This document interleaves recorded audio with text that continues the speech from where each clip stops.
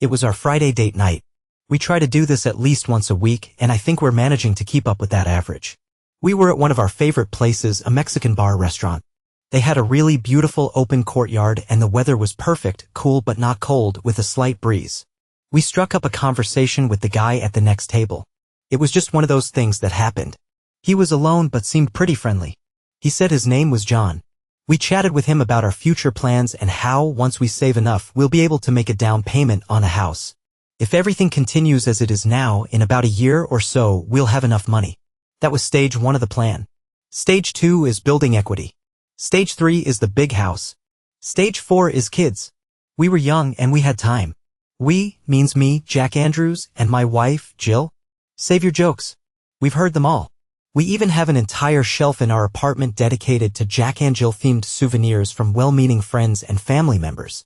We got married 2 years ago and have been living in marital bliss ever since.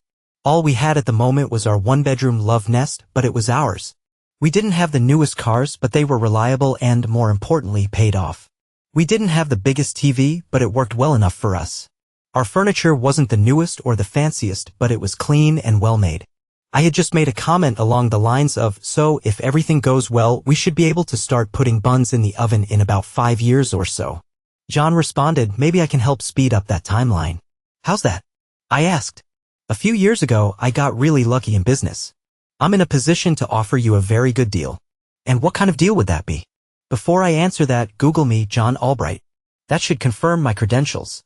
Jill took out her phone and looked him up. You have your own Wikipedia page. Holy crap. It says your net worth is. That's probably outdated. I'm currently close to $10 billion. Okay. So, what's the deal? Even though we just met, I like you guys and I want to help you. So, I'm going to give you $1 million. That's after taxes, so the actual amount will be $1.4 million. But there's something I want in return. I waited for the other shoe to drop. I want Jill for the weekend. I was stunned. What? Are you serious? I looked at Jill. I can only assume that the expression of shocked disbelief on her face mirrored my own. Get lost, jerk. Go back to your table and leave us alone. This is a serious offer. She leaves her phone and purse behind and goes with me. I'll return her by 6 p.m. on Sunday and transfer the money to your account in the meantime. While she's with me, she'll do whatever I want.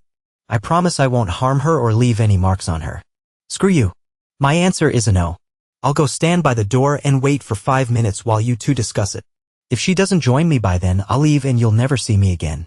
He got up and walked to the exit, leaning against the wall. Holy crap. Can you believe the arrogance of this guy?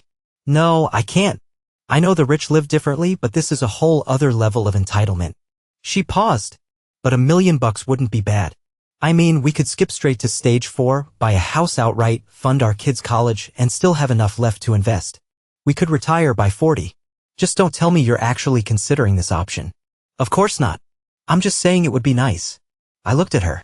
Good, because if you did, it would destroy us. Don't be ridiculous. I would never do anything that could harm our relationship. I looked at her again. I saw that John was watching us. He tapped his finger on his wristwatch. Well, I don't feel like staying here anymore. Let's go home and watch a movie or something. Okay. Keep an eye on my things. I really need to go to the restroom. I watched as she headed toward the restrooms. She stopped to say something to John, no doubt to tell him off once more. Suddenly, they both walked out the door together. I felt my heart clench for a second and then I bolted from my seat and ran outside. I saw her getting into a Mercedes. Just as she was about to close the door, I shouted her name. Jill, don't do this. She looked at me, mouthed the word sorry, and then closed the door. The car pulled out of the parking lot. I started running after it, thinking I could somehow jump on it or something, when suddenly I was grabbed from behind. I turned around and saw one of the largest men I'd ever seen holding me by the shoulders. Let me go. That's my wife. Sorry, buddy, but Mr. Albright doesn't want any trouble. I watched as the car sped out of the parking lot and drove away at high speed. I tried to break free and follow them, but I couldn't. His grip was like iron. I stared as the taillights disappeared into the distance, just like my marriage. If I let you go, are you going to do something stupid? I should note that she wasn't coerced in any way. I looked at him. What would you do if it were your wife? I'd beat the crap out of him, of course. That's why he sent me here, to hold you back a bit. But now they've left, so I'm letting you go. I stood there for a moment. The bodyguard waited, then got into his car and drove off. Jill, okay, keep an eye on my things. I really need to go to the restroom. I hated deceiving him, but I knew he would never agree. I headed toward the restrooms but stopped when I reached John. Let's go before I change my mind and before Jack makes a scene. John turned and walked out the door. I followed him. A Mercedes was waiting right outside. John got into the driver's seat. I opened the passenger door, but just as I was about to get in, I heard Jack shout, "Jill, don't do this." His face was a mix of surprise and hurt. I paused for a second, then said, "Sorry," got into the car and closed the door. It hurt to know I was causing him pain, but I was doing this for us. John immediately sped off. "Don't worry," he said. "He'll get over it." "I hope so," I replied, trying to push thoughts of Jack out of my mind. "So, where are we going?" "I have a house out of town. We'll spend the weekend there." The rest of the drive was silent. We drove for about an hour heading out of the city. Soon, we turned off the main highway and started down a series of narrow country roads. Eventually, we arrived at a gate. John pressed a button on a remote control and the gate opened. We drove for about a minute along a gravel driveway and then pulled up to a rather large stone house. It was 2 stories high and looked like it had been standing there for a very long time. We parked the car near the entrance. "This used to be a hunting lodge. I bought it along with the surrounding land a few years ago and made some improvements," John said. "Come inside." The interior was quite rustic. The door led into a foyer that connected to a large study. We walked into the kitchen. John opened a door to another short corridor that reminded me of a hotel hallway. This impression was reinforced when John opened the first door on the right and stepped inside. "This is where you'll be staying," he said. "These are the quarters for the kitchen staff and other service personnel." It was a small, windowless room made of cinder blocks painted a dingy white. The room contained a bed, a dresser, and a writing desk. The bed was just a bare mattress. Against the wall was an open closet, which was empty. Next to the closet was a bathroom. John opened the top drawer of the dresser and pulled out a folded piece of fabric. "I want you to go into the bathroom, take off all your clothes, and put this on. Everything, including your underwear and shoes." He handed me the bundle. I looked at him. He made a motion with his hand, signaling me to go into the bathroom, so I went in and closed the door. The bundle wasn't made of fabric. It was some kind of opaque white plastic, possibly Tyvek. It looked like a jumpsuit, except it was completely form-fitting, with mittens built into the sleeves and booties on the feet. Okay, that was strange, but whatever. I undressed and then put on the jumpsuit. There was a zipper in the front. I zipped it up to my chest and then stepped out. "Do you like it?" John approached, grabbed the zipper, and pulled it up to my neck. "There, that's better." Then he went into the bathroom and gathered all my clothes. "You'll get your clean clothes back on Sunday before you leave. There are more bunny suits in the dresser if you need to change. They're disposable. Just throw them in the trash when you take them off. The dresser also has sheets and a blanket." He stepped closer to me, invading my personal space. "Are you ready for your first?" he smiled. "Assignment?" I nodded, dreading what might come next. "Clean this room. And the bathroom. It's been a few months and this place isn't in the best shape." "What?" "Clean the room. There are cleaning supplies in the bathroom cabinet and a broom in the closet. I expect the floors to be clean enough to eat off of. Do you understand? You want me to clean the room? And that's it." "Yes, that's all for now. When you're done, you can make the bed and go to sleep. If you get hungry later, there are sandwiches in the kitchen." I stared at him. "Come on, chop chop, time's wasting, get to it." Then he turned and left, taking my clothes with him and closing the door behind him. What else could I do? I started cleaning the bathroom. There were dried stains on the toilet. A black ring circled the tub. The light fixtures were covered in water spots. Mold clung to the sides of the tub. It took me about an hour to clean the bathroom. Fortunately, the room itself wasn't too bad. I just needed to dust the table and dresser, sweep the floor, and then mop it. The place was sparkling. When I finished, I made the bed. I was more exhausted than I realized. As soon as I was done, I took a shower, then crawled into bed naked and fell asleep. The next thing I remember is being woken up by a knock on the door. "Wake up. Get dressed. Let's go. Now we're getting down to business." At first, I was confused. Then I remembered. I was at John's place. "Okay, I'll be out in a minute." I looked into the dresser. There were several dozen bunny suits. I grabbed one and put it on, making sure to zip it up all the way. "To the kitchen," John said. He was sitting at the table. "Make us breakfast. Can you cook an omelet?" "Yes." "Go ahead." The pantry and fridge were stocked with plenty of ingredients, so I made a couple of omelets. Lots of cheese, bell peppers, mushrooms, and a bit of ham. I plated the omelets, then placed one in front of John and sat at the end of the table to eat mine. Looks delicious, he said, and started eating. We finished the meal in silence. When he was done, he said, "Clean up here. When you're finished, join me outside." And then he left. To say I was puzzled would be an understatement. I expected to be treated like some sort of sex slave, not a kitchen maid. But whatever. The longer I could delay breaking my wedding vows, the better. I loaded the plates and silverware into the dishwasher and cleaned the frying pan by hand. Once I was done, I walked out through the front door. John was sitting in an Adirondack chair, one of two on the patio, with a small table between them. "Good, you didn't waste any time. See that?" He pointed to something that looked like a handle with wheels. I realized it was a real lawnmower. Then he gestured to the expansive yard. "Mow the lawn." "Wait a second," I replied. "I thought I was here to, You agreed to do whatever I wanted in exchange for a rather generous compensation. What I want you to do right now is mow the lawn. If you don't want to stick to our agreement, you can leave at any time and forfeit the compensation. The gate is that way." He pointed to the driveway. "Either you mow the lawn or you leave. Your choice." I glared at him. I had mowed lawns before, but always with a power mower. I grabbed the mower, moved it onto the grass, and started mowing. The lawn must have been at least half an acre, maybe more. Fortunately, it wasn't too overgrown. I pushed the thing all the way to the far edge, then turned back. For the next few hours, I steadily mowed, taking breaks only to drink water and eat lunch, which I had to prepare myself. Every half hour or so, John would come out to check on my progress, then go back inside. By the time the sun began to set, I was hot, sweaty, and tired. But I had finished the job. The bunny suit felt like a portable sauna. I had unzipped it down to my navel a long time ago. I wheeled the lawnmower back to the front door where John was waiting. "Good job. Go take a shower and change into a new bunny suit. When you're done, head to the kitchen and make dinner. There are steaks in the fridge. I like mine medium." He started to head back inside, then stopped. "Oh, and zip up. You look indecent." I looked down and noticed that one of my breasts was peeking out of the suit. I had no idea how long it had been exposed. I zipped up and trudged back to my room. After showering, I put on a new bunny suit and went to the kitchen. It was empty. I checked the fridge and found 2 steaks that hadn't been there that morning. I also saw some mushrooms and vegetables in the drawer, but forget that. He said steak. So that's all I was going to prepare. I heated up the oven. When the steaks were ready, I poked my head into the study and called out, "Dinner's ready."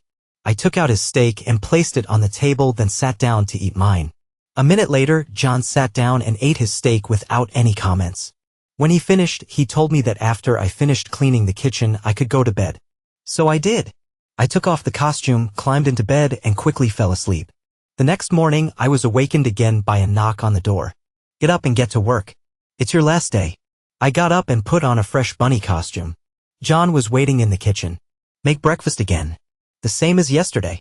Breakfast and cleaning the kitchen went by in silence. When I finished and turned on the dishwasher, John directed me to the room next to my bedroom.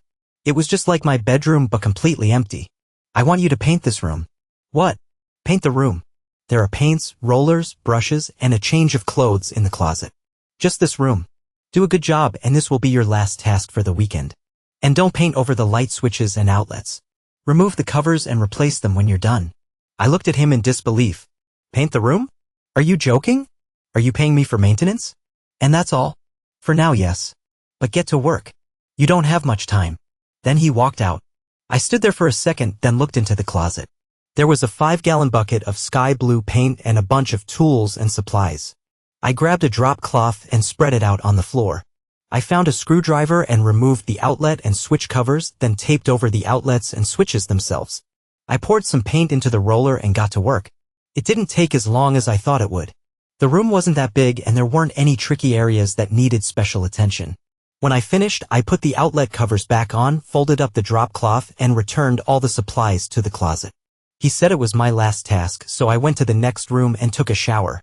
When I finished, I found that my clothes had been cleaned and laid out on the bed. I got dressed and went to look for John. He was in the study. "Ah, there you are. I assume you finished painting?" "Yes. You said that was my last task?" "That's right. Are you ready to go back to your husband now? You should know that he was very upset when you left." "I know. I'll make it up to him." I felt a sudden surge of guilt. My dear husband didn't deserve what I did to him that night. He's probably going crazy, imagining all sorts of things. My guilt intensified when I realized that this was the first time I had thought about him all weekend. The car should be here by now.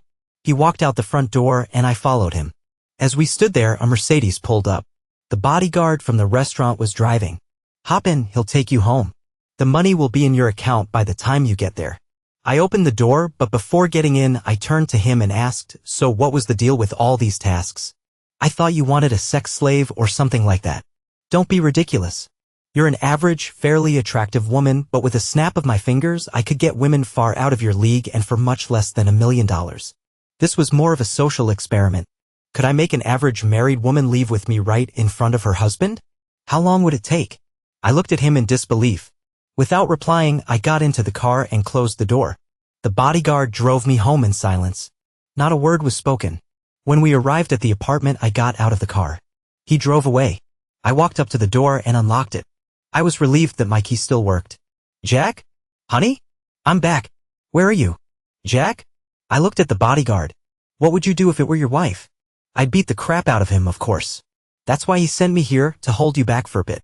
But now they're gone, so I'm letting you go." I stood there for a second. The bodyguard waited for me to do something, then got into his car and drove off. "Hey, Jack, if you're leaving, you need to pay your bill first." It was Mike, the restaurant manager. Over the time we'd been coming here, we had gotten to know many of the staff. "Damn it. Didn't you see what just happened? My wife just left me. And you're worried about the bill. Wow. Don't worry about it. I'll take care of it." "I'm sorry. I never would have thought she'd do something like that." "Yeah, neither did I." Mike handed me her purse. Her phone was in the side pocket of the purse. "Thanks. I'm not sure what the hell I'm going to do now." "Don't do anything too stupid. Go home." As soon as I closed the front door, everything hit me all at once. My wife was gone. My marriage had collapsed. All the dreams and hopes we had were gone. I collapsed onto the couch and stared at the ceiling. All I could think was, she's gone. I don't know how long I stayed like that. I must have fallen asleep at some point because when I opened my eyes, it was morning.